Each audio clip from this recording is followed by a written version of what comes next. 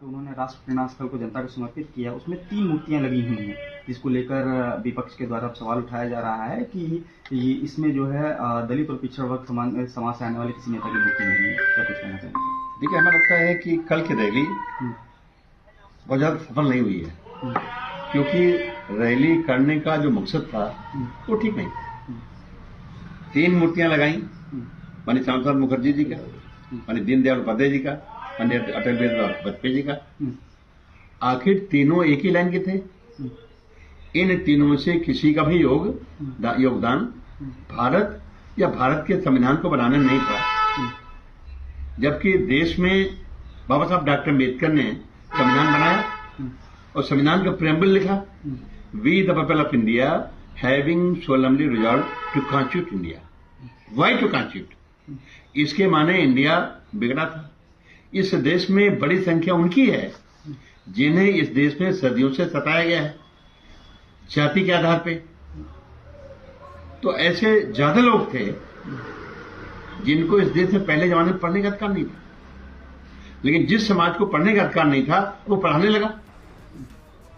इस देश में संख्या ज्यादा उनकी थी जिन्हें बड़े लोगों द्वारा अपमानित होने के बाद इनकी पीड़ा कोई सुनने वाला नहीं था। जिनकी पीड़ा कोई सुनने वाला नहीं था, अब वो सुनने लायक खुद हो गए, पढ़ लिख के दरोगा होने लगे, पुलिस कप्तान होने लगे, मजिस्ट्रेट होने लगे, हाईकोर्ट के जज जस्टिस होने लगा, चीफ जस्टिस ऑफ इंडिया होने लगे, एमएलए एमपी मंत्री महोदय होने लगे। तो निश्चित तौर पे ये बदलाव जो आना शुरू हुआ है कि सब बराबर हो जाएं, उच्च वर्ग के लोग तरक्की करके बहुत आगे बढ़ें, लेकिन जो समाज लुटा है, पिटा है, कमजोर है, लाचार है, वो भी आगे बढ़ के बराबरी और इंसानी जिंदगी जीने मौका पाने लगे। ये बड़ी बात है। इस दिशा में अगर कोई काम किया है तो उसकी मूर्ति भी लगानी चाहिए थी।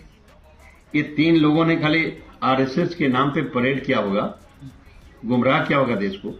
बड़े नेता थे, नाम है, हम भी पढ़े हैं, लेकिन इस देश को बनाने में कि देश फिर से बने जिसमें किसी भी वर्ग को सफर न करना पड़े, उनको छांट के औरों की भी मूर्ति लगानी चाहिए थी।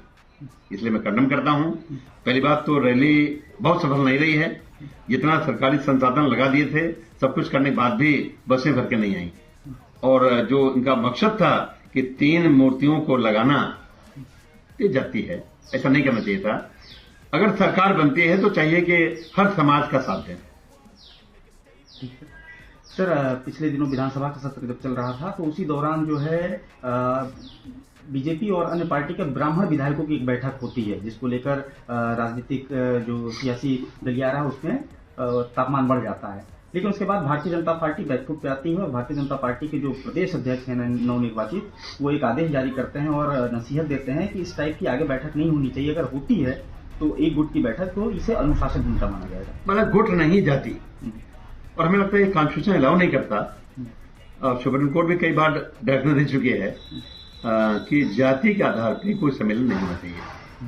इससे खराब मैसेज आता है। मैं भी खंडन करता हूं, नहीं करना चाहिए था। और हम लोग खुद सतर्क हैं कि एक जाति के नाम पे या एक धर्म के नाम पे हम सम्मेलन करें, हम इसके खिलाफ हैं, नहीं करना चाहिए था।